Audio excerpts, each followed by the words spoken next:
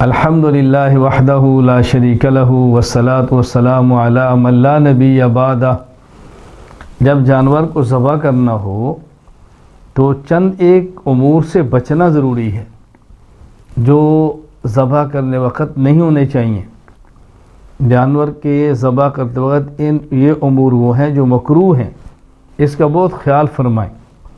Number 1،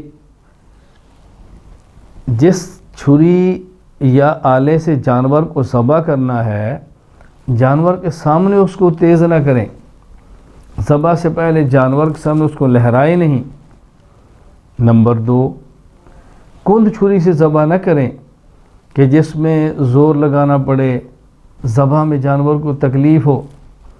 number 3، ایک جانور کو دوسرے جانور کے سامنے ذبح نہ کریں،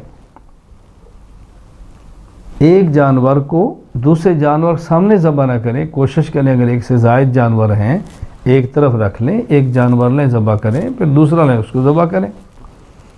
نمبر 4، ذبح میں چاروں رگوں کے علاوہ چھری کی نوک سے حرام مغز کو نالی تک کاٹنا مکروہ ہے، یعنی صرف 4 رگیں ذبح کریں، مزید آگے لے جانا یہ مکروہ ہے۔ نمبر 5،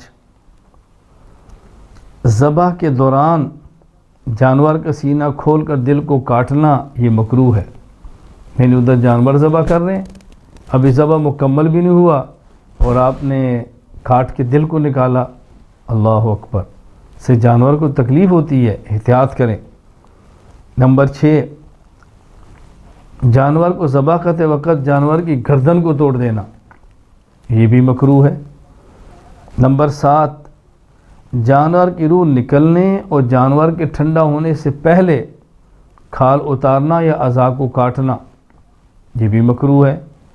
نمبر 8، جانور کو رات کے وقت ذبح کرنا یہ بھی مکروہ ہے جب روشنی کا انتظام ذرا کمزور ہو۔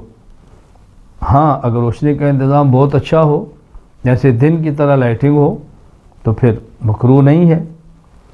نمبر 9، اونٹ کے علاوہ کسی دوسرے جانور کو کھڑی حالت میں ذبح کرنا مکروہ ہے۔